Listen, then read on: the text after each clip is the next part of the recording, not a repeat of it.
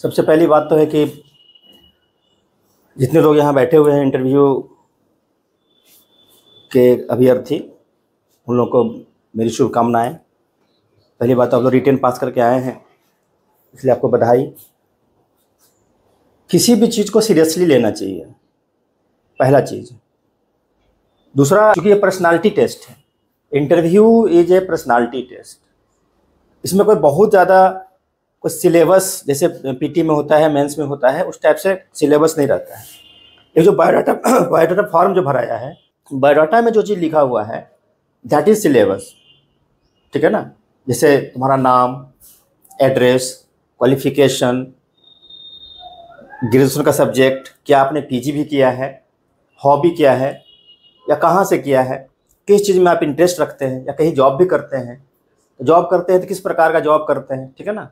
तो इन सारे चीज़ों से रिलेटेड क्वेश्चंस पूछे जाते हैं। कभी कभी पॉजिटिव एस्पेक्ट, नेगेटिव एस्पेक्ट जो हमने फॉर्म में भरवाया लिखवाया है ना, कि अपने बारे में कुछ पॉजिटिव पॉइंट्स लिखिए। ये एग्जामिनेशन में मतलब इंटरव्यू में पूछा जाता है, कोई ज़रूरी नहीं है, लेकिन पूछ भी दिया जाता है। हम भी एक बार इंटरव्यू में थे तो पूछा गया था, ठीक है ना, इसलिए हम भी तुम लोगों को भरवाते हैं। और भरवाने का पर्पस ये नहीं है कि वो पूछा ही जाएगा, ठीक है, मैंडेटरी है भरना, ऐसा नहीं है। वो इसलिए है कि तुम लोगों को खुद ही पता चलेगा, जब तुम लिखोगे ना पॉजिटिव पॉइंट तो बहुत सारा चीज़ उसमें मिलेगा, और जब नेगेटिव पॉइंट अपने बारे में खोजोगे तो नहीं मिलेगा, है ना। क्योंकि भरने के लिए सर बोल दिए हैं तो एक दो अपना खोज खोज के तुम भर रहे हो, बाकी तुम नहीं कर पा रहे हो। ये क्या चीज़ है? आखिर नेगेटिव पॉइंट्स अपने बारे में क्यों नहीं मिल रहा है ना, इसी चीज़ को समझना है। क्योंकि हम क्या करते हैं, हम औरों को देखते हैं, औरों के बारे में जानते हैं, औरों के बारे में समझते हैं, मतलब अपने आप को समझते हैं कि हम समझ रहे हैं, भले समझे या नहीं समझे, लेकिन अपने बारे में हम समझ नहीं पाते हैं और लगता है कि हम समझ रहे हैं, इसलिए नेगेटिव पॉइंट अपना नहीं मिलता है। और यही चीज़ जब कोई पूछ देता है अचानक कि अपना कुछ 5 नेगेटिव पॉइंट बताइए या 3 नेगेटिव बताइए, है ना, तो उसको हम बता नहीं पाते हैं। या कुछ चीज़ क्वेश्चन आता है कि आप बताइए कि जब आपका अपॉइंटमेंट होगा तो किसी प्रकार के अगर सडन कोई घटनाएं घटती हैं, या सपोज करो कि किसी व्यक्ति को वाइल्ड लाइफ, है ना, कोई वाइल्ड एनिमल ने अटैक कर दिया, आप वहाँ पर क्या करेंगे? सडन कहीं फायर लग गया, आप वहाँ पर कैसे काम करेंगे, है ना। तो उस समय क्या होता है ना कि जब हम अपने पॉजिटिव पॉइंट्स, नेगेटिव पॉइंट्स को नहीं जानते होते हैं तो उसी चीज़ को हैंडल नहीं कर पाते हैं, जबकि आंसर एकदम आसान होता है। या जब तुम वहाँ काम करने जाओगे तो काम कर भी लोगे, वही सब काम करोगे जो करना है, ठीक है, क्योंकि ट्रेनिंग मिलेगी, काम करोगे, आइडिया हो जाएगा, तो वही सब काम करोगे। लेकिन जब यहाँ बोलने के लिए बोला जाएगा तो उसके लिए क्या होता है कि रटा रटाया आंसर खोजता है स्टूडेंट, है ना। रटा रटाया आंसर की तरह को लिखवा दीजिए, है ना। तो लिखवाने के लिए तो लिख लेना है, लेकिन लिख करके, रट करके, याद करके इंटरव्यू में बोलने से क्या होता है, लगता है कि रटा रटाया बोल रहे हो। लगना चाहिए कि तुम किसी भी प्रश्न का आंसर, ठीक है, अच्छे से समझकर, सोचकर, ठीक है ना, और अच्छे से विचार कर दे रहे हो। ये इंटरव्यू बोर्ड में लगना चाहिए। मेरी बात समझ में आ रही है सबको? बनावटी नहीं लगना चाहिए। कोई भी इंटरव्यू हो, यूपीएससी का हो, बीपीएससी का हो, ठीक है ना, कोई भी इंटरव्यू हो, वहाँ पर ये लगना चाहिए ओरिजिनलिटी, न कि कुछ हम रट कर आ गए और बोल दिए। तो अगर रट कर जा करके बोलेंगे तो 1 लाइन बोल सकते हैं, 2 लाइन बोल सकते हैं, आगे जाकर के क्या होगा, वो रुकना ही रुकना है, कॉन्फिडेंस नहीं आएगा, फेस पर वो एक्सप्रेशन नहीं रहेगा। फेस पर एक्सप्रेशन हमेशा विजयी वाला रहना चाहिए, है ना, विजयी वाला। ये सारी बातें इसलिए कही जा रही है, तो सब अलग अलग फील्ड से तुम लोग आए हो, अलग अलग जिला से आए हुए हो, ठीक है ना। इंटरव्यू में जबकि बहुत लोगों को पता था कि आज, है ना, क्लास भी होगी और मॉक इंटरव्यू भी, कुछ लोगों को हमने कहा था कि अगर देना है तो दे सकते हैं, ठीक है। तो इसमें क्या था कि एक ये भी टेस्ट ही है कि खुद को उस तरह से प्रेजेंट करना चाहिए एज ए फॉर्मल, ठीक है ना, ऑक्यूपेशन या फॉर्मल मीटिंग, ठीक है ना। Interview is a formal meeting only, ये एक फॉर्मल मीटिंग ही है, इस अभी भी मीटिंग हो रहा है। तो फॉर्मल मीटिंग में formal attitude, formal behaviour, formal etiquettes, dressing, ठीक है ना, शर्ट पैंट जूते, ये सारा चीज़ फॉर्मल होना चाहिए। बस हमारा है, आगे आने वाले दिनों में तुम लोग इसको ध्यान में रखना है अपने आप को। और पिछले भी हमने ये जो ऑनलाइन चल रहा था, जूम पर क्लास ऐसे चल रहा था, तो हमने वहाँ पर बताया था कि तुम लोगों को अभी से अपना रहन सहन, ठीक है ना, थोड़ा सा सुधार लेना है, अच्छे से रहना है, वेल ड्रेस्ड रहना है, गेटअप अच्छा बना कर रखना है, उससे कॉन्फिडेंस आता है। और कॉन्फिडेंस जब आएगा तुम बहुत अच्छा काम कर सकते हो, बहुत अच्छी तैयारी तुम्हारी हो जाएगी, ऑटोमेटिक हो जाती है तैयारी बहुत सारी। बस हमारा सबको। दूसरा क्या है कि यहाँ जो हम लोग अभी बात करेंगे तो 2-3 तरह का चीज़ होगा। जैसे एक तो जिसके लिए विद्यार्थी अपना ये रहता है, ठीक है, जिसके लिए स्टूडेंट को रहता है, तो सबसे पहला है जो मॉक इंटरव्यू, ठीक है, मॉक इंटरव्यू। तो मॉक इंटरव्यू तो होगा ही, उसमें 3-4 एक्सपर्ट होंगे, उसके साथ तुम लोग का ये चलेगा। लेकिन मॉक इंटरव्यू के देने के पहले कुछ गाइडेंस, ठीक है ना, गाइडेंस मतलब इसके लिए कुछ क्लासेज वगैरह हम लोग करेंगे, जैसे अभी कर रहे हैं, कुछ क्लासेस होगी इसमें, जिसमें तुम्हारे अंदर जो कुछ भी कमियां कहीं भी है, ठीक है, जैसे हमने पहले बताया कि interview is a personality test, ठीक है ना, तो जाहिर है कि पर्सनालिटी डेवलपमेंट पर पूरा काम करना पड़ेगा।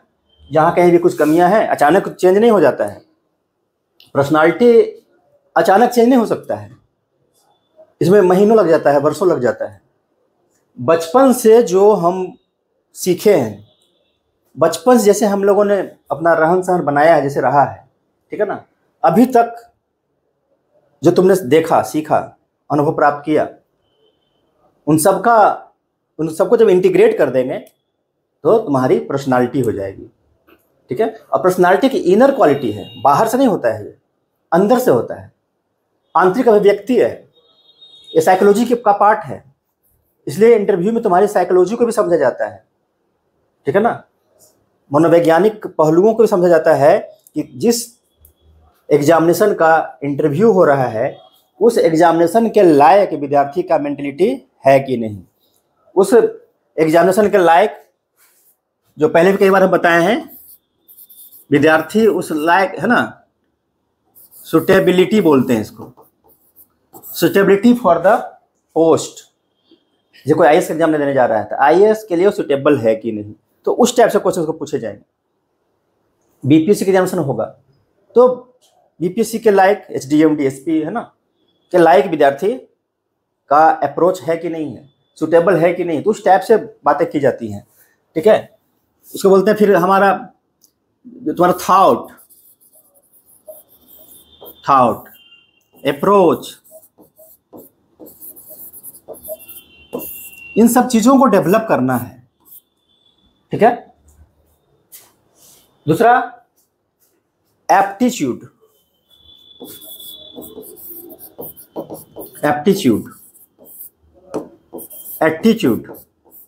एटीट्यूड बोलते हैं, है ना। ये सारा चीज दिमाग में रखना है। तो लोग सोच क्या थे कि ये सब बातें हम लोग करेंगे, तुमको लगा था कोई क्वेश्चन बोलेंगे, अपना क्वेश्चन से अपना हो जाएगा और बस आंसर देंगे, और है ना, सर क्वेश्चन पूछेंगे हम आंसर देंगे, या हम क्वेश्चन पूछेंगे सर आंसर देंगे, और बस हमारा तैयारी हो गया। और अधिकांश लोग ऐसा ही करेगा, वैसा ही करेगा, ठीक है ना। जबकि अभी हमने बताया कि पर्सनालिटी क्या है, इट इज इनर क्वालिटी, तुम्हारे अंदर से आएगा वो चीज, वो अंदर से आएगा, ठीक है ना। ये आंतरिक अभिव्यक्ति है, परसोना एक शब्द है, परसोना, ठीक है ना। तो व्यक्तित्व का पार्ट जो होता है, एक आंतरिक एक बाह्य। बाह्य का मतलब अभी जैसे तुम क्रीम पाउडर लगा लो तो थोड़ा साफ लगोगे, तो फिल्मी दुनिया में देखते हो ना, जब शूटिंग करना रहता है तो बहुत अच्छा क्रीम लगा करके, है ना, लोग रेडी हो जाते हैं हीरो हीरोइन, और तुमको बहुत अट्रैक्टिव लगता है।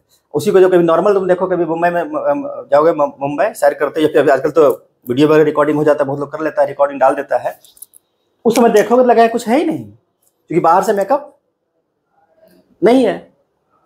क्लियर है? तो कभी कभी कोई संत महात्मा को तुम देखोगे, उनका चेहरे से चमक आती रहती है, वो इन अंदर से है। उठेंगे तब भी चमक रहा है, सोने जा रहे तब भी चमक रहा है। हालांकि सबका ऐसा नहीं रहता है, ठीक है, सबका ऐसा नहीं रहता है। लेकिन जो व्यक्ति अंदर से दिख रहा है, देखिएगा इधर, जो व्यक्ति अंदर से सरल है, सिंपल, सरल, ठीक है, जो व्यक्ति सहज है, ठीक है, तुम लोग ऐसा ही रहना है। ये बता रहे, ये लिखने का मतलब कोई हम कहानी यहाँ नहीं सुना रहे हैं, ना हम कोई प्रवचन कर रहे हैं, ना कोई उपदेश दे रहे हैं। सारी बातें कही जा रही है, you have to develop these qualities, ठीक है ना, for the purpose of interview. और पर्पस ऑफ इंटरव्यू ही नहीं, for the purpose of your life, क्योंकि interview is the part of life. तुम्हारा इन सभी का, तुम लोगों में सभी का एज 20+ होगा, 25+ होगा, है ना। तो ये जीवन जिए ना इतना दिन, और आगे जीवन जीने के लिए ना करने जा रहे हो। तो जीवन में हम कैसे सफल हों, लाइफ हमारा कैसे सफल हो, ये चीज है। उसी में एक छोटा सा पार्ट है इंटरव्यू। अगर किसी व्यक्ति का लाइफ सपोज करो कि 100 ईयर्स का है, 100 साल का जीवन है, ठीक है, और हम 25 साल, 26 साल, 27 साल तक पढ़ते तैयारी करते रह जाते हैं, वो उसके बाद फिर तो काम करेंगे, कुछ और करेंगे, कुछ और करेंगे, है ना। इसी के अंदर है ना ये चीज, 100 के अंदर ही है। फिर नौकरी भी उसका पार्ट है, परीक्षा भी इसका पार्ट है। इसे बहुत बड़ी बात नहीं है। पहले तो दिमाग में ये सेट कर लो कि जो तुम तैयारी कर रहे हो, पढ़ाई कर रहे हो, स्टडी, है ना, एग्जाम, ठीक है, इंटरव्यू, कोई बड़ी बात नहीं है, कोई बड़ा चीज नहीं है। दिमाग में ये सब रखोगे ना, ये तुम्हारे लिए ही बोला जा रहा है। ये दिमाग में रखना है कि एग्जाम जो हम देने जा रहे हैं, ये कोई बहुत बड़ी बात नहीं है। ये लाइफ का छोटा सा चीज है, तुम कर लो। 100 साल जीना चाहते हो कि नहीं, कि ज्यादा? नहीं सर, ज्यादा कम भी नहीं कोई जीना चाहेगा। मतलब फिर भी 80-85 सब जीना चाहेगा लोग, उससे कम नहीं जीना चाहेगा। अब सोचो कि ठीक है 80 साल ही भाई कम कर देते हैं।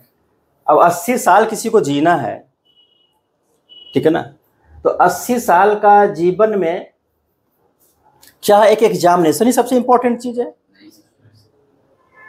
एक परीक्षा ही सबसे इंपॉर्टेंट चीज है? तो दो दृष्टिकोण है यहाँ पर। अगर ऐसे बोलेंगे तो सब साधु हो जाएगा फिर, है ना। तो सुनने लगेगा कि भाई तब पढ़ने की क्या जरूरत है, जब कुछ पाठ ही नहीं है तो पढ़ना क्या है। मतलब दो वे है। मेरे द्वारा जो बातें कही जा रही है इसका पर्पस है, ऐसे ही हम मजाक में कोई चीज नहीं बोल रहे हैं, ठीक है ना, पर्पस है। तो पर्पस भी क्लियर कर देते हैं। पर्पस ये है कि तुम लोगों को इंटरव्यू के नाम से डर नहीं लगे, इसलिए बातें बोली जा रही है। और सही भी है, गलत तो है नहीं, है ना। लाइफ तो इसी से नहीं है, तो डरना नहीं है, इसलिए बोल रहे हैं। लेकिन दूसरा क्या है, इसी को दूसरे तरीके से बात करेंगे तो जो 80 साल अगर हमको जीना है और वो 80 साल हम कष्ट में जिए, दुख में जिए, परेशानी में जिए, आर्थिक अभाव में जिए, तो फिर वो नरक हो जाएगा। इसीलिए इस 80 साल को बेहतर करने के लिए हमको इस इंटरव्यू को बेहतर करना बहुत जरूरी है। क्लियर है ना। देखो दो तरह का हो गया। अब इसलिए यूट्यूब पे बहुत सारे वीडियो, मोटिवेशनल वीडियो बनता है। कोई ऐसे बोलेगा, कोई वैसे बोले, वो आध्यात्मिक हो गया, अध्यात्म से आ गया, इधर से आ गया तो मोटिवेशन हो गया। तुमको दोनों को लेकर चलना है, ठीक है। रियली बहुत बड़ी बात नहीं है, और ऐसा सोचोगे तभी अच्छा करोगे। जब हम भी एग्जामिनेशन दे रहे थे, इंटरव्यू दे रहे थे, कई बार दिए, नहीं हुआ, यूपीएससी भी दिए, ठीक है ना, नहीं हुआ, बीपीएससी दिए। जिस बार हुआ मेरा, जिस बार हम पास किए, उस बार हमने यही सोच के एग्जामिनेशन दिया था कि इस बार होगा तब भी, नहीं होगा तब भी, अब आगे सब नहीं देंगे, ठीक है। क्योंकि हम ऑलरेडी दूसरे जॉब में थे पहले, है ना, बच्चों को पढ़ाते थे, गाइड भी करते थे, तो हमको मन लगता था इस चीज़ में। क्लियर है ना। तो हमने सोचा था कि होगा तब भी नहीं देंगे, नहीं देंगे, कोई अच्छा बेहतर करने को नहीं देंगे, और नहीं होगा तब भी अब नहीं देंगे, क्योंकि लाइफ को समझ में लाइफ समझ में आने लगा था, यही जो तुमको दूसरा पार्ट जो बता रहे थे कि यही सब कुछ नहीं है। क्लियर है ना? उसमें क्या होता है कि कॉन्फिडेंस बढ़ जाता है, डर खत्म हो जाता है, और जो तुम पढ़ोगे, जो तुम करोगे वो बेहतर होगा। बेहतर होगा तो बेहतर मार्क्स मिलेगा, रिजल्ट हो जाएगा। क्लियर है ना सबको? इसलिए घबराना नहीं है। अभी कोई पूछा था मेरा बीच में गैप है ना, 2-3 साल का गैप है, 4 साल गैप है, या कुछ और कोई, सबका इंडिविजुअल प्रॉब्लम हो सकता है, सबका अपना प्रॉब्लम हो सकता है। वही चीज़ यहाँ हम लिख रहे हैं, ठीक है। उसके लिए हम लोग अलग से, जैसे एक तो ये मॉक इंटरव्यू हो गया, गाइडेंस जो क्लासेज होगी, और ये जो पर्सनल गाइडेंस जो है, पर्सनल, ठीक है ना, उसको बोलते हैं हम लोग मेंटोरशिप। एक तरह से दिख रहा है, मेंटोरशिप ये सबसे ज़्यादा जरूरी है। जो कभी भी फ़ोन पर भी तुम बात कर सकते हो, व्हाट्सएप पे मैसेज भी कर सकते हो, कोई भी विद्यार्थी कर सकता है अपना नाम के साथ, और हम इसके लिए तुमको कभी भी समय मिलने पर हम गाइड करेंगे, बात करेंगे। ये पर्सनल मेंटोरशिप के साथ साथ मोटिवेशन बहुत ज़रूरी है, क्योंकि तुम्हारी व्यक्तिगत समस्या, व्यक्तिगत इन द सेंस, जैसे किसी का प्रॉब्लम है गैप का, किसी का प्रॉब्लम है सब्जेक्ट का, है ना, सब्जेक्ट के सिलेक्शन का, किसी का प्रॉब्लम वही पॉजिटिव नेगेटिव बातों का, है ना, किसी का कोई और इशू सर्विस का रहता है कि हम सर्विस में करें तो आंसर कैसे दें, बताएं कि नहीं बताएं, ये बहुत सारी चीज़ रहता है। मतलब अलग अलग इंडिविजुअल का अलग अलग क्वेश्चन होता है, जो एक साथ क्लासेज में करने पर बाकी लोगों को इंटरेस्ट नहीं रहेगा। क्लियर है ना? तो उसके लिए 1-to-1 बातें करनी होती हैं जनरली, ठीक है। तो ये इंपॉर्टेंट चीज़ है। 3 पार्ट बेसिकली हम लोगों का रहेगा, ये रहेगा, फिर ये गाइडेंस रहेगा, फिर मॉक इंटरव्यू चलेगा। मॉक इंटरव्यू में फिर फीडबैक होगा, फीडबैक के बाद तुम लोगों को पता चलेगा कि हम कहाँ कहाँ गलती किए, या हमको भी पता चलेगा कि तुम कहाँ कहाँ तुम्हारे अंदर कमी अभी है, उसको दूर करना है। अब फिर उसका फीडबैक तुमको मिलेगा, उस फीडबैक का नोट जरूर करना है ना, और अगले बार फिर क्या करना है, उसको सुधार करके फिर से उसको करना है। तो इसमें क्या है ना कि सबसे ज़्यादा जरूरी है बातों को मानना। बातों को मानना इन द सेंस, बातों को मानने की बात तो होती है। तो अब तुम लोग जैसे इतना बड़ा हो गया है कि अपने घर में तुम्हारे जो गार्जियन होंगे उनका बात भी पूरा पूरा मानते हो कि नहीं मानते हो पता नहीं, है ना।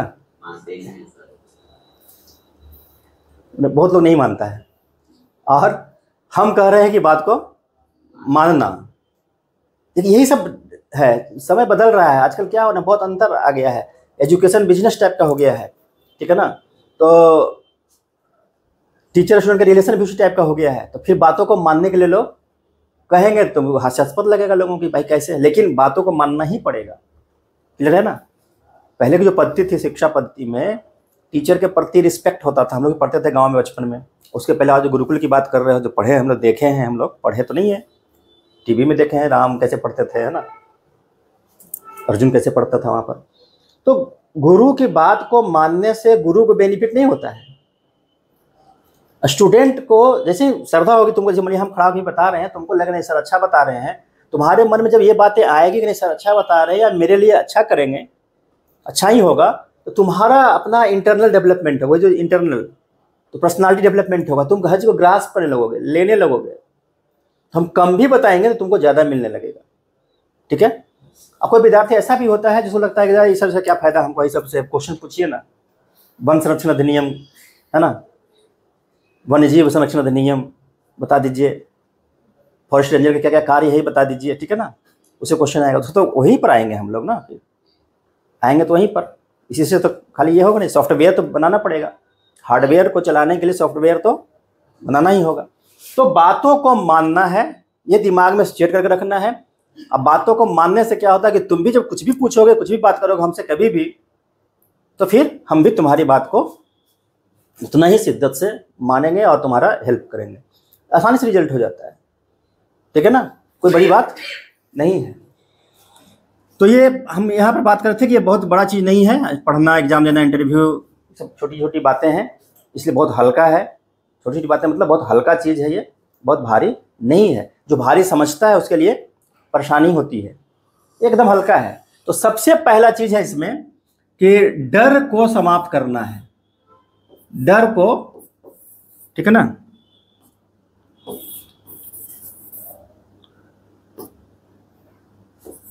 डर, fear, you have not to fear. Interview से डरना नहीं है, ठीक है।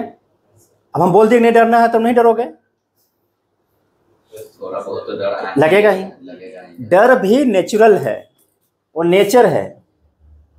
अगर मेरा भी इंटरव्यू होता, हम भी वहां बैठे हुए रहते तो हमको भी लगता है कि नहीं पास करना है भाई, पास करना है ना। कोई कितना समझाएगा कि नहीं डरो नहीं, छोटा सा लाइफ का छोटा सा पार्ट है ये, फिर नहीं भाई हमको पास करना है। दूसरा बात ये भी बताया है कि 80 साल अच्छा से जीना है, तो उसके लिए एक अच्छी सर्विस चाहिए, है ना। तो डर हर किसी को होता है, स्वाभाविक है, ठीक है ना। कई बार हम लोगों ने ये बताया है, एक बार एक विद्यार्थी था और वो डॉक्टर के यहाँ चला गया, इंटरव्यू का बच्चा डॉक्टर के यहाँ दिखाने चला गया, ठीक है। कि सर हम तो बहुत घबराहट मुझे हो रही है सर, कुछ दवाई दीजिए डॉक्टर साहब, कुछ इलाज कर दीजिए, मेरा इंटरव्यू है 1 सप्ताह के बाद। और घबरा रहा है, पूरा परेशान है, पसीने हो रहा है। तो डॉक्टर साहब उसको देखे, नब्ज वगैरह देखे, सब नॉर्मल था, बीपी नापे नॉर्मल था, फीवर भी नापे नॉर्मल था, बाकी और जो भी अपना उनका चेकअप करने का जो तरीका होगा सब उन्होंने किया, सब नॉर्मल था। वो जानबूझ के इतना चेक किया ताकि बच्चा को लगना चाहिए कि हमको देखा। पूछा कि क्या हो रहा है, तो बोला कि मेरा इंटरव्यू 1 सप्ताह के बाद, मुझे भयानक डर लग रहा है, घबराहट हो रही है, कुछ इलाज कीजिए, दवाई दीजिए। तो डॉक्टर ने लिख दिया वहाँ पर, प्रिस्क्रिप्शन पर लिखा, ठीक है, your condition is normal and better, बेहतर है।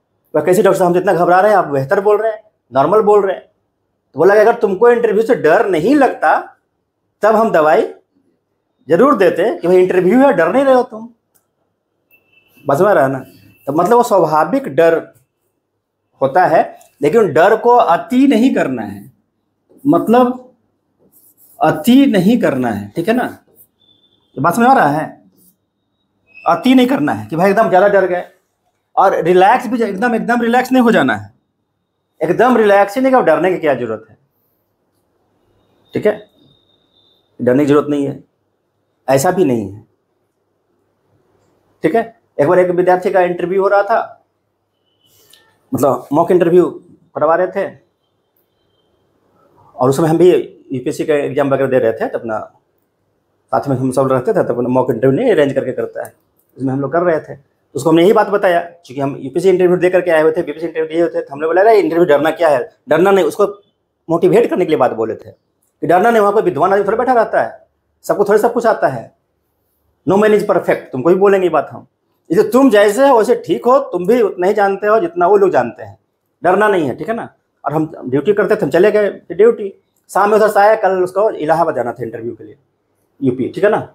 तो वो अपना बेल्ट लगा करके, जूता वूता पहने हुए, अब बेल्ट एकदम पुराना टाइप का था ना, तब विद्यार्थी का बेल्ट तो जानते हैं तुम लोग, देखे ही हो कि बेल्ट यूज करता ही होगा अभी भी, है ना। बहुत सारा बेल्ट से उखड़ गया है उसका, लेदर वगैरह पहन रहा है विद्यार्थी। हम लोग वैसे ही पढ़े होंगे बचपन में, हम लोग तो बेल्ट भी नहीं रहता था, तुम लोग को तो बेल्ट है भी। तो ये सब कहानी में जाने की जरूरत नहीं है। जूता पहन लिया, मिलिट्री का जूता को ला कर दिया था रिलेटिव, यहाँ तक जूता ऐसे पहन लिया ऊपर, और हम अभी जस्ट उतरे, उसका ट्रेन था, जा रहा था, निकलने वाला था, पहुँचे, तो हमने बोला कि क्या है, क्या पहने हुए, शर्ट एक पुराना टाइप से पहन लिया था। तो बोला ये सब हमने, अरे तो बेल्ट कैसा पहन लिया, जूता ऐसे पहन लिया, शर्ट ऐसे इंटरव्यू दोगे। तो जानते हो हम ही को कहा कि आप ही ने बोले थे कि वहाँ कोई विद्वान आदमी थोड़े रहता है, ऐसे थोड़े देखता है, हम जैसे अपना है, ठीक है, बात मानना, देखो बात ऐसे मानना, ठीक है, वैसे बात माना, जो हम कह दिए उसको वैसा ही लिया। तो हम फिर उसको वही बात बोले, तुम बेवकूफ़, तुमको बेवकूफ़ नजर आता वहाँ पर लोग, तुम जहाँ बैठा है, उस दिन बोले थे सब वहाँ विद्वान थोड़ा ही, आज हम बोले वहाँ तुम बेवकूफ़ नजर आ रहा है, सारे लोग विद्वान लोग बैठे हुए, तुमको देखते ही छाटते हैं ऐसे। तो कहता कैसे बोलते, उस दिन बोले ऐसे कि वहाँ कोई विद्वान नहीं बैठा, आज कहता सब विद्वान बैठा हुआ है।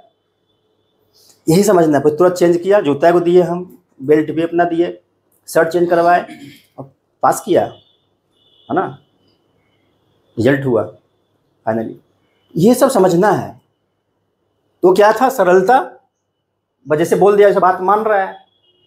तो जो बातें कही जाती, मैंने तुमको एक दिन बोले हैं किसी और कारण से, दूसरे दिन बोल रहे किसी और कारण से, एक दिन हम बोल रहे हैं कि डरना नहीं है, वहाँ कौन तो कोई विद्वान थोड़े बैठा हुआ है, तो तुम्हारे मन में आ जाएगा कि चलो ठीक है ऐसे ही रहना है। फिर बाद में तुमको हम समझाएंगे कि नहीं, वहाँ पर जो बैठने वाले लोग, तब तो तुम भी विद्वान हो चुके रहोगे ना, तब तो तुम्हारा भी लेवल काफ़ी, ऐसे इसको हम क्लियर कर देते हैं। कोई भी व्यक्ति जो वहाँ बैठेंगे निश्चित रूप से काफ़ी पढ़े लिखे समझदार लोग होते हैं, क्लियर है ना। लेकिन कोई भी एक व्यक्ति ईच एंड एवरी सब्जेक्ट में, ईच एंड एवरी फील्ड में विद्वान नहीं हो सकता। No man is perfect. इस बात की इतना वो विद्वान रहते हैं कि उनको पता है कि नो मैन इज परफेक्ट। उनको पता है कि हम भी परफेक्ट नहीं हैं, और उनको पता है कि जो सामने बच्चा बैठा हुआ है ये भी परफेक्ट नहीं है। तो तुमको कोई आंसर अगर नहीं आ रहा है तो क्या तुम्हारे बारे में नेगेटिव सोचेंगे? क्लियर हो गया ना कि हम क्यों बोल रहे हैं कि विद्वान नहीं बैठते हैं? क्योंकि वो इतना समझदार हैं कि वो जान रहे हैं कि कोई विद्वान नहीं हो सकता हर एक फील्ड में।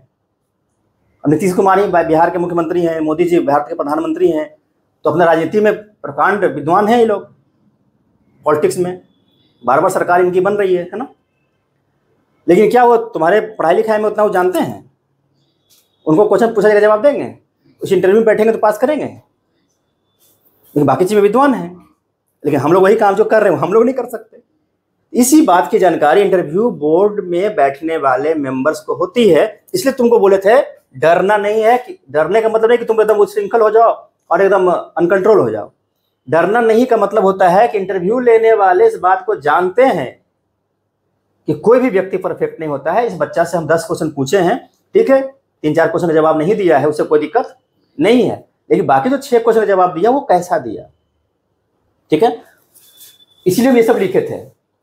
अगर वो तुमको सपोज 10 ने मान तुमको 20 क्वेश्चन पूछे, ठीक है, 20 में से तुम 16 का आंसर दिए, 4 का आंसर नहीं दिए, आई एम सॉरी सर, बोले सर मुझे इस समय जानकारी नहीं है, पोलाइटली बोल रहे हो।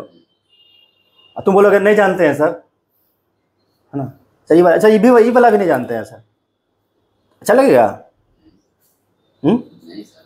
फिर बोलो कोई ऐसा भी मतलब वगैरह बोल देगा तो गड़बड़ हो जाएगा। तो कहने का मतलब है कि या एरोगेंट टाइप से बात कर लिया, या बहुत ज़्यादा वो प्रेशर में आ गया, जब निगेटिव पॉइंट है। तो ये वो देख रहा है कि 4 क्वेश्चन का आंसर नहीं दिया है, लेकिन जो क्वेश्चन का आंसर दिया उसमें सुटेबिलिटी दिख रही है कि नहीं, ठीक है, उसमें उसका थॉट जो है आ रहा है कि नहीं, उसमें उसका अप्रोच, ठीक है, आ रहा है कि नहीं, उसमें उसका एप्टीट्यूड इस पोस्ट के लायक है कि नहीं, उसका एटीट्यूड सरकारी सेवा में काम करने लायक है कि नहीं। अगर है, ठीक है ना, तो तुम्हारा सिलेक्शन होगा। और कोई ऐसा दूसरा बच्चा होगा जो 20 में 20 का आंसर दिया होगा, है ना, लेकिन उसमें कुछ आंसर झूठ बोल दिया होगा, गलत बोल दिया होगा, ठीक है, एरोगेंसी के साथ बात कर लिया होगा, या उसका सरकारी सेवा के जस्ट अगेंस्ट सरकार के बारे में विरोध कर देगा। होता है बहुत लोग, सरकार ठीक से काम नहीं कर रही है, सरकार ऐसे नहीं, उल्टा पुल्टा बोलता है लोग। हमें हमेशा प्रो गवर्नमेंट सोचना चाहिए, प्रो गवर्नमेंट होना चाहिए, सब ये नोट करते रहना है हमेशा। चूँकि सरकारी सेवा में जो व्यक्ति काम करता है वो सरकार का ही अंग है, तो सरकार के तरफ से ही बात करना होता है, सरकार के बारे में एक पॉजिटिव व्यू रखना होता है। जैसे तुम अपने घर के बारे में, जैसे तुम अपने फादर मदर के बारे में कुछ बातें करेगा कोई भी, तो तुमको कैसे बात करोगे, ठीक है ना, ठीक है, यही चीज़ है वहाँ भी। तो सरकार भी क्या है, माए बाप के जैसा ही। तो सरकार क्या करे, देखो पालन पोषण सबका करते हैं पूरे संसार। कोई भी सरकार, हम लोग सरकार किसी का पार्टी का डिसफेवर नहीं कर रहे हैं, है ना। कोई भी सरकार होगी, वो जनता है, जनता के लिए वो माए बाप है, प्रजा संतान है। सम्राट अशोका ने भी कहा है, ठीक है, सभ्य प्रजा मनीषा मम, सभी प्रजा मेरी संतान है।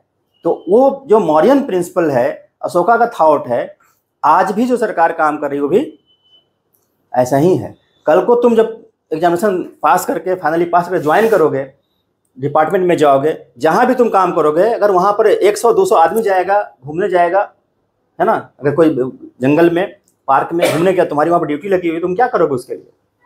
सुरक्षा ही दोगे ना, उसके लिए अच्छा करोगे ना, व्यवस्था करोगे ना, उसके साथ तुम उल्टा व्यवहार नहीं कर सकते। उल्टा व्यवहार नहीं कर सकते इसलिए नहीं कि ड्यूटी है, इसलिए कि वैसा ही संस्कार है, वैसा ही मॉरल है, वैसा ही हमारी संस्कृति है, वैसा ही हम पढ़े हैं, वैसा ही हमारा देश चलता है और दुनिया ऐसे ही चलती है। और बाकी ड्यूटी तो है ही, ये क्लियर है ना सब चीज़। ये सब बातों को दिमाग में रखना होता है बात करते समय, ठीक है। तो ये सारा चीज़ हम बात कर रहे थे कि अगर तुम सारे प्रश्न का उत्तर दिए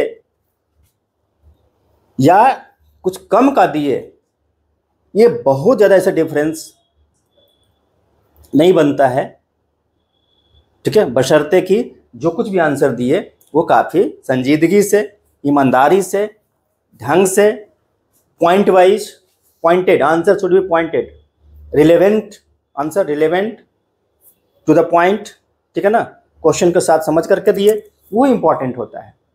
ये इंटरव्यू का मतलब यही है, क्लियर है ना। तो इसमें कोई समस्या किसी को है?